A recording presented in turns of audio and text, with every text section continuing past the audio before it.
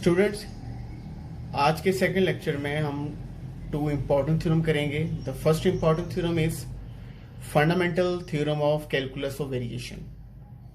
और इस थ्योरम की स्टेटमेंट है, if phi of x is continuous function near the closed interval A B and integral from a to b phi of x et of x equal to 0 for any arbitrary function et of x and et of x vanishes at endpoints.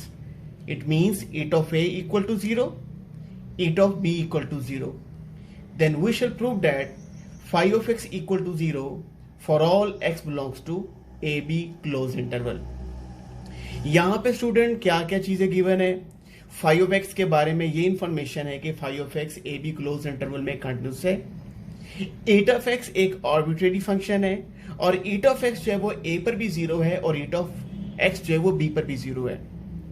और अगर ये integral from A to B phi of x eta of equal to zero zero के equal होगा, then हम ये proof करेंगे कि phi of x भी हमारे पास जीरो के इक्वल है। अब थ्योरम के प्रूफ की तरफ चलते हैं और इस थ्योरम को हम प्रूफ करेंगे बाय कंट्राडिक्शन। बाय कंट्राडिक्शन में हम ये सारी बातें एडमिट कर लेंगे कि phi of x is continuous in A B close interval, integral from A to B phi of x eta of x equal to 0, eta of x is such kind of arbitrary function which vanishes at end points. मगर हम आखिरी बात नहीं मानेंगे। आखिरी बात में हम कहेंगे कि phi of x is not equal to 0। तो स्टार्ट करते हैं।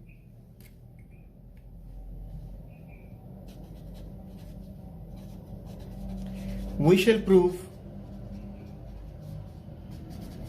The result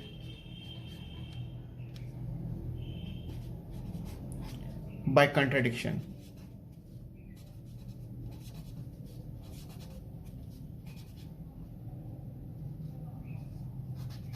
We assume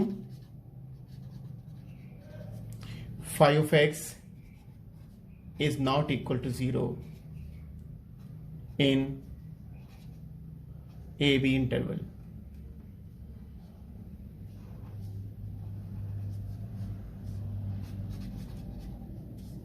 Then there exists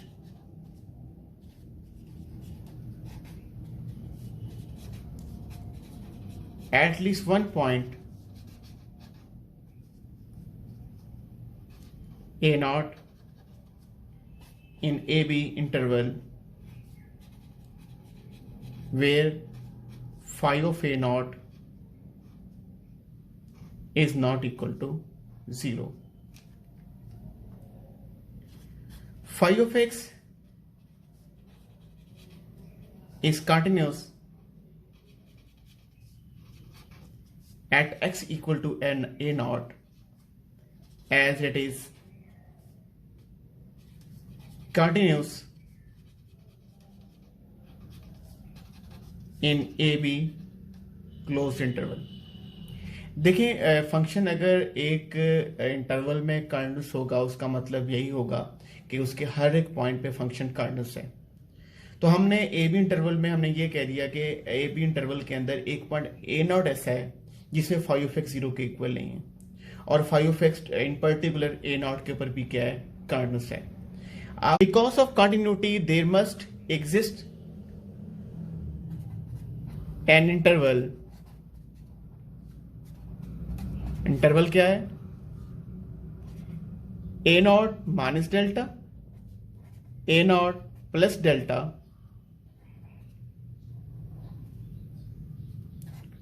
for delta greater than 0. Where phi of x is greater than 0 for all x belongs to a naught minus delta, a naught plus delta close interval। तो हमने क्या किया, a naught के about for delta positive number हमने एक interval बना लिया, a naught minus delta and a naught plus delta, जहां पे हमने ज्यूम कर लिया कि phi of x is greater than 0। और उसके बाद 5x के बारे में तो ये चीज क्लियर होगी कि 5x क्या है।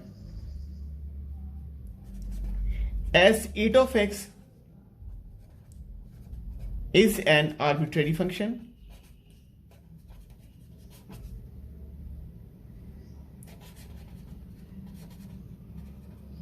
और हम एक फंक्शन डिफाइन कर लेते हैं आर्बिट्रेरी ईट ऑफ x कैसा फंक्शन है। अगर हम सब इंटरवल ये लेते हैं a naught minus delta, a naught plus delta,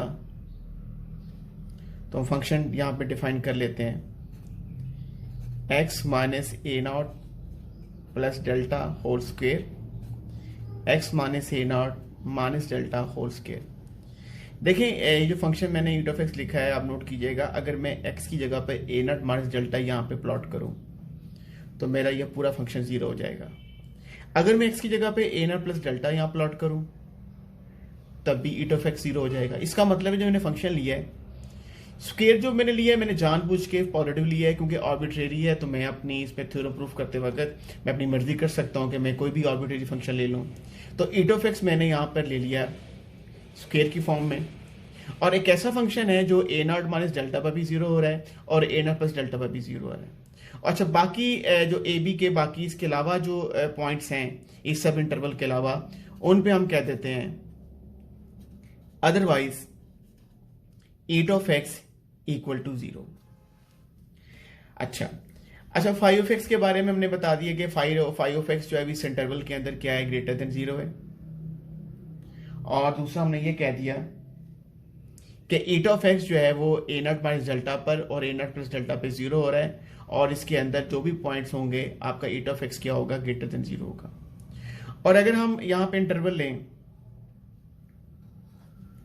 a naught minus delta और ए नॉट प्लस डेल्टा के ऊपर अगर हम इसको इंटीग्रेट करें 5 of x and eat of x को, तो अब नोट करें कि ये रिजल्ट कैसा आएगा। 5 ऑफ एक्स पॉजिटिव है, ईट ऑफ एक्स पीस इंटरवल के एंड पॉइंट पर तो वैनिश कर रहा है मगर इस इंटरवल के अंदर क्या है, पॉजिटिव है। इसका मतलब क्या होगा, ये रिजल्ट जो होगा this will become greater than zero. अच्छा अब इसमें मैं दो सब इंटरवल ऐड करता हूं। एक मैं ऐड यहां पे ऐसा करता हूं, एक इंटरवल हमारे पास होगा ए से a naught minus delta, 5 of x eta of x.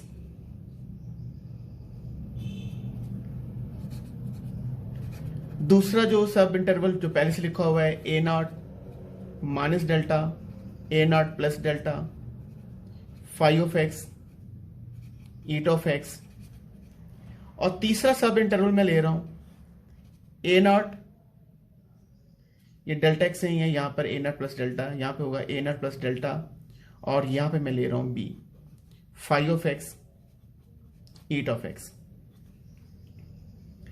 आप नोट करें इसे मैंने ये दो इंटरवल लिख दिए हैं, लिखने से कोई फर्क नहीं पड़ेगा क्योंकि ए नॉट ए से लेके ए नॉट माइनस डेल्टा पर ईट ऑफ एक्स हमारे पास क्या जीरो है। जब ईट ऑफ एक्स जीरो होगा तो ये ओवरऑल जो रिजल्ट है ये जीरो के इक्वल ही है। और यहाँ पे पहला इंटीग्रल का रिजल्ट भी जीरो है और तीसरे इंटीग्रल का रिजल्ट भी जीरो है, और दरमियान वाले रिजल्ट मैंने आपको बता दिया ये क्या ग्रेटर देन जीरो है। खैर उसी रिजल्ट को मैं लिख रहा हूँ this is a greater than zero. अगर आप इन तीनों इंटरवल को आप इंटीग्रल्स को कलेक्टिवली लिखें तो आपके पास क्या बनेगा, आपके पास बनेगा a to B 5 of x eta of x greater than zero. अब आपने प्रूफ करते वक्त क्या कहा था, आपने प्रूफ करते वक्त ये कहा था कि ये चीज तो होल्ड करती है कि integral from A to B 5 of x eta of x is equal to zero, मगर 5 of x equal to zero ये होल्ड नहीं करता मगर 5 of x not equal to zero है। तो इसे ये कंक्लूड करते हैं कि अगर आप 5 of x not equal to zero लें तब आपका ये result not equal to zero होगा।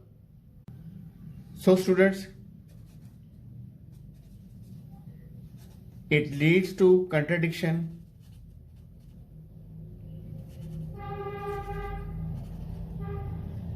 It means 5 of x is equal to 0. Second theorem में हम ड्राइव करेंगे आयलर लेग्रांज इक्वेशन।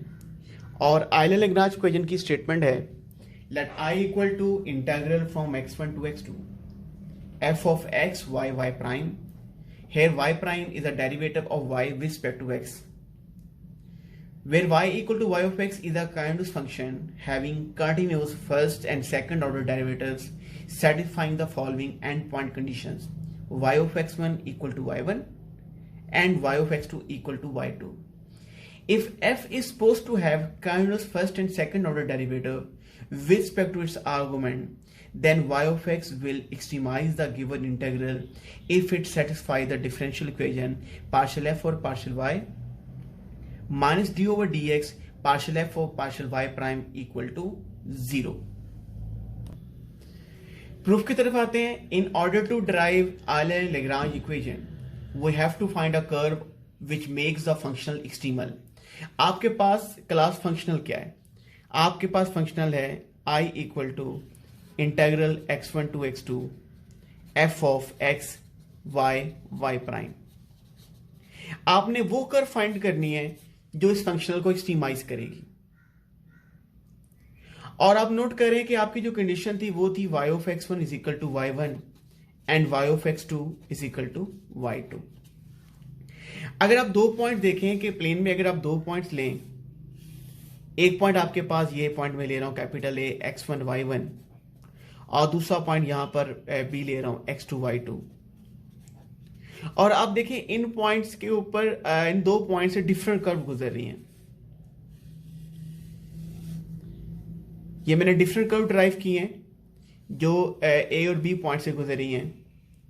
और ये तमाम कर्व जो है वो x1 पे y1 वैल्यूज देती हैं और x2 पे क्या वैल्यू देती हैं? y2 वैल्यूज देती हैं। We know between fixed points A and B there are infinite number of curves giving infinite number of values of the functional। अब जब यहाँ पे आपके पास यहाँ पर आपको डिफरेंट y की वैल्यूज मिलेंगी और डिफरेंट y की वैल्यूज अगर आप यहाँ पे प्लॉट करेंगे और इंटीग्रल को सॉल्व करेंगे तो आपको डिफरेंट वैल्यूज मिलेंगी। और याद रखिएगा वो वाली कर्व इस फंक्शन को आपके वो वाली कर्व आपकी एक्सट्रीमल कर्व होगी जो इस फंक्शन को एक्सट्रीमाइज करेगी। Let family of curve passing through points A and B be y of x alpha equal to y of x plus alpha delta y of x। अब हमने क्या किया? अब हमने ये किया कि हम फैमिली ऑफ कर्व ले लेते हैं। अब y of x अल्फा किसके इक्वल है? y of x plus alpha delta y of x। वहां पर जो डेल्टा y of x है denotes the deviation from the curve and alpha is a parameter. अब अल्फा को चेंज करते जाएंगे डेल्टा y of x से जब अल्फा मल्टीप्लाई होता जाएगा आपको डिफरेंट कर्व्स मिलती जाएंगी। अब यह इसका मतलब है हम जो कुछ भी डिपेंड कर रहा है वो अल्फा पे डिपेंड कर रहा है। And alpha is a parameter labelling different paths and it is a independent of x, क्योंकि अल्फा के चेंज होने से आपको डिफरेंट कर्व्स मिलेंगी। अब आपका फंक्शनल क्या था? आपका जो फंक्शनल होगा वो फंक्शन ऑफ अल्फा होगा। और पहले आपने यहां पर आई लिखा हुआ था तो आई आप लिख सकते हैं कि ये आपके पास क्या है? x1 to x2 capital F x होगा, ये आपके पास क्या होगा? y x अल्फा है। और यहां पे आपके पास आएगा y प्राइम x अल्फा। और ये क्योंकि आपको बताया कि x जो फैमिली ऑफ कर्व है वो इंडिपेंडेंट ऑफ x है और अल्फा पैरामीटर है, सब कुछ अल्फा पे डिपेंड कर रहे हैं। इसका मतलब है ये फंक्शन किसका फंक्शन होगा? अल्फा का फंक्शन होगा, phi of alpha.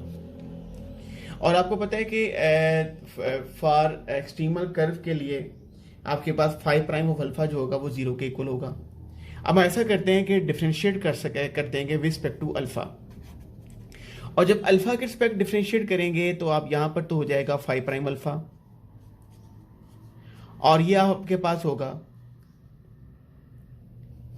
D over d alpha, बल्कि चूंकि एफ वाई एक्स में भी अल्फा में भी है तो यहां पे लिखते हैं partial over partial alpha x1 x2 capital F x y x alpha and y prime of x alpha. चूंकि डेरिवेटिव एक्स के रिस्पेक्ट है और डेरिवेटिव मीन्स के इंटीग्रेशन अल्फा एक्स के रिस्पेक्ट है और डेरिवेटिव आपका अल्फा के रिस्पेक्ट है, तो आप इस ऑपरेटर को इंटीग्रल के अंदर लिख सकते हैं। Integral from x1 to x2 partial over partial alpha capital F of x y y prime dx। मगर ये बात याद रहे कि y में x भी है, y में अल्फा भी है, और y प्राइम x का फंक्शन भी है और अल्फा का फंक्शन भी है। अब यहां पे हम लोग यूज करेंगे चेन रूल यूज करेंगे। x1 टू x2 ये होगा partial f over partial x और आगे x का डेरिवेटिव होगा अल्फा के रिस्पेक्ट। क्योंकि x किसी और फंक्शन का डेरिवेटिव नहीं है तो आप लिख सकते हैं टोटल डेरिवेटिव में लिख सकते हैं dx over d alpha plus partial f over partial y और यहां पे होगा partial y over partial alpha. इसके बाद स्टूडेंट होगा partial f over partial y prime और partial y prime over partial alpha. अब स्टूडेंट जो है y में तो x भी अल्फा भी है, y प्राइम में x भी अल्फा भी है, मगर x में अल्फा मौजूद नहीं है, तो dx ओवर डी अल्फा जो होगा आपके पास क्या होगा, ये टर्म आपकी वैनिश कर जाएगी क्योंकि dx ओवर डी अल्फा किसके इक्वल है, 0 के इक्वल है। मैं इसको रीराइट कर रहा हूं, फाइव प्राइम अल्फा आपके पास क्या होगा, x1 to x2 partial f over partial y over partial alpha partial f over partial y prime partial y prime over partial alpha और इंटीग्रेट हो रहा है विद रिस्पेक्ट टू x। अब हमने family of curve student क्या ली थी, family of curve हमारे पास थी y of x alpha is equal to y of x plus alpha delta y of x। अब हम इसका ऐसा करेंगे, पार्शियल y और पार्शियल अल्फा की वैल्यू निकालेंगे। पार्शियल y और पार्शियल अल्फा आपके पास किसके इक्वल है, अल्फा के रिस्पेक्ट डेरिवेटिव लें, पार्शियल y और पार्शियल अल्फा, तो ये पहली टर्म का डेरिवेटिव 0 हो जाएगा क्योंकि y सिर्फ x का फंक्शन है। डेल्टा y पे कांस्टेंट ट्रीट होगा, अल्फा का डेरिवेटिव अल्फा के रिस्पेक्ट 1 होगा, तो सिर्फ क्या रह जाएगा, डेल्टा y ऑफ x। और सेकेंडली जब आपने पार्शियल y प्राइम पर अल्फा लेना है, आप ऐसे कर सकते हैं कि पहले इसी इक्वेशन का x के रिस्पेक्ट डेरिवेटिव ले लें। जब x के रिस्पेक्ट डेरिवेटिव लेंगे तो ये बनेगा y prime x alpha is equal to y prime x plus alpha delta y prime of x। अब आप अल्फा के रिस्पेक्ट डेरिवेटिव लेंगे तो क्या बनेगा, partial y prime of partial alpha, y prime of x का अल्फा के respect derivative 0 होगा और डेल्टा y प्राइम है कांस्टेंट आपके पास है अल्फा के रिस्पेक्ट, और अल्फा का डेरिवेटिव अल्फा के रिस्पेक्ट क्या होगा, 1, तो यहां पर आ जाएगा delta y prime of x। तो अब आपके पास जो 5 प्राइम ऑफ अल्फा है, अबव इक्वेशन अपडेट हो जाएगी। Integral from x1 to x2 partial f over partial y delta y और जो सेकंड टर्म होगी वो होगी partial f over partial y prime delta y prime और इंटीग्रेट हो रहा है with respect to x। Student last जो इंटीग्रल मैंने लिखा है इसको हमने इसके जो सेकंड इंटीग्रल इसको इंटीग्रेशन बाय पार्ट्स करना है, लेकिन उससे पहले मैं डेल्टा y पे कंडीशन लगा लूं, क्योंकि इसकी वजह यह है कि जब आप सेकंड टर्म को इंटीग्रेट करेंगे तो आपको डेल्टा y पर कंडीशन चाहिए x1 x2 पर कि डेल्टा y x1 पर क्या है, डेल्टा y x2 पर है। क्योंकि आपको यह पता है कि y x1 पर y1 आता है और y x2 पर y2 आता है, तो लिहाजा हम इसकी हेल्प से डेल्टा y पर हम निकालेंगे डेल्टा y x1 पे क्या है और डेल्टा y x2 पर क्या है। तो student y of x alpha आपके पास क्या था, y ऑफ x अल्फा आपके पास था y of x plus alpha delta y of x, और आप x की जगह पर x1 रिप्लेस कर दें तो ये बनेगा y x1 alpha y of x1 plus alpha delta y of x1। अब आप ये देखें कि तमाम फैमिलियों कर्व जो है वो एक ही पॉइंट से गुजर रही हैं। x1 पे y1 वैल्यू देती हैं और x2 पे y2 वैल्यू देती हैं। तो मैं इसको लिख सकता हूँ, ये भी आपके पास y1 है, ये भी आपके पास y1 है, और alpha delta y of x1, और y1 कैंसिल हो जाएगा और ये बनेगा alpha delta y of x1 is equal to 0। और अल्फा जो है आप हम यहाँ पे नॉन जीरो ले रहे हैं क्योंकि अल्फा पैरामीटर है, वेरी होता जा रहा है, और यहाँ पर delta y x1 is equal to 0 है।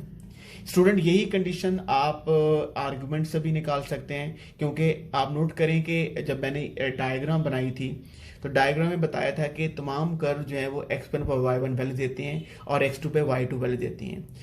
x1 पर और y1 x2 के ऊपर जो वेरिएशन है वो 0 है, और जो डेल्टा y जो है वो आपके पास वेरिएशन है, तो लिहाजा डेल्टा y x1 पे भी 0 है। Similarly delta y at x2 equal to 0, ये दो कंडीशन हमें चाहिए होंगी। तो स्टूडेंट लास्ट हमने जो पेज के ऊपर 5 प्राइम अल्फा लिखा था वो क्या था, 5 प्राइम अल्फा इक्वल था integral from x1 to x2 partial f over partial y, और यहां पे था डेल्टा y, और partial f over partial y prime, और यहां पे था डेल्टा y प्राइम, और इंटीग्रेशन थी रिस्पेक्ट टू x। हम ऐसे करते हैं कि इंटीग्रल सेपरेट कर देते हैं, ये x1 टू x2 है, partial f over partial y delta y dx, x1 to x2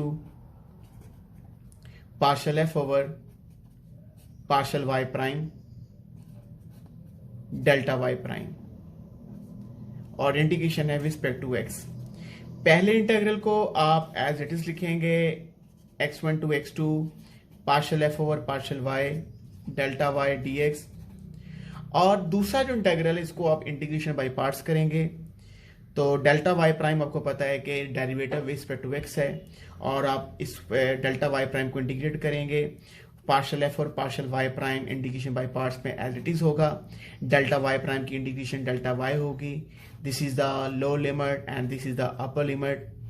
उसके बाद आप जानते हैं कि नेगेटिव साइन होगा, इंटीग्रल होगा फ्रॉम x1 टू x2, और डेल्टा y जो होगा वो आपके पास डेल्टा y प्राइम का इंटीग्रेशन डेल्टा y होगा, और पार्शल f और पार्शल y प्राइम का डेरिवेटिव होगा विद रिस्पेक्ट टू x, तो d by D x partial f over partial y prime dx। अब जो हमने इंटीग्रेशन जिस पोर्शन की कर ली है, अब नोट करेंगे डेल्टा y x1 पे भी 0 आ रहा है, डेल्टा y x2 पे 0 हो रहा है, तो आपकी जो सेकंड टर्म है वो अपर और लोअर लिमिट पे क्या हो जाएगी, 0 हो जाएगी। तो और साथ ही में हम इंटीग्रल को कंबाइन कर रहे हैं, 5 प्राइम अल्फा क्या होगा, 5 प्राइम अल्फा आपके पास होगा integral from x1 to x2, यहां से डेल्टा y दोनों में मौजूद है, डेल्टा y हम कॉमन ले लेते हैं, तो क्या होगा partial f over partial y minus D over D x, partial f over partial y prime, और डेल्टा y आपने कॉमन ले लिया। Now student for extremal curve 5 prime alpha is equal to 0, इसका मतलब क्या होगा, x1 to x2 partial f over partial y minus D over D x partial f over partial y prime delta y equal to 0। अब student इस theorem की अगर statement आप दोबारा देखें तो थ्योरम की स्टेटमेंट ये थी कि आपके पास जो y जो कैपिटल F था वो it has a continuous first and second derivative of its argument. इसका मतलब ये है कि आप इसको बोल लें कि ये आपके पास फाई ऑफ एक्स को बोल लें, और आप इसको बोल लें कि ये आपके पास ईट ऑफ एक्स है। और इस थ्योरम से पहले जो थ्योरम मैंने करवाया है वो सपोर्टिंग थ्योरम इसके लिए, उस fundamental theorem of calculus variation, जिसमें आपको ये कहा था कि जो phi of x is a kind of function in interval a to b, फिर यहाँ पे इंटरवल जो है x1 टू x2 है। अब यहाँ पे फाई ऑफ एक्स क्या चीज है, पार्शल f और partial y minus D over D x partial f और पार्शल y प्राइम। तो चूंकि हमने पढ़ा है कि कैपिटल एफ जो है ये having the kindness first and second order derivative, इसका मतलब है कि ये सारा जो बिहेव कर रहा है ये फाई ऑफ एक्स का है। और डेल्टा वाई के बारे में आपको बताया, डेल्टा वाई जो है वो x1 पे भी 0 है, डेल्टा वाई x2 पे भी 0 है। जब हमने इंटीग्रेशन बाय पार्ट्स शुरू की थी तो उससे पहले हमने डेल्टा वाई को x1 पे भी कैलकुलेट किया और डेल्टा वाई को x2 पे भी 0 हो रहा है। अब यहां पर जो डेल्टा वाई है वो x1 पे भी 0 आ रहा है और जो डेल्टा वाई है वो x2 पे भी 0 आ रहा है। These are the end point condition. और उसके बाद partial F over partial y minus D over D x partial F over partial Y prime is continuous in x1 x2 interval. So by fundamental theorem of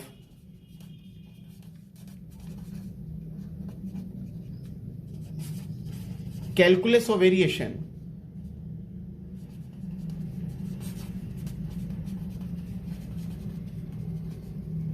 partial f over partial y minus d over dx partial F over partial Y prime is equal to 0।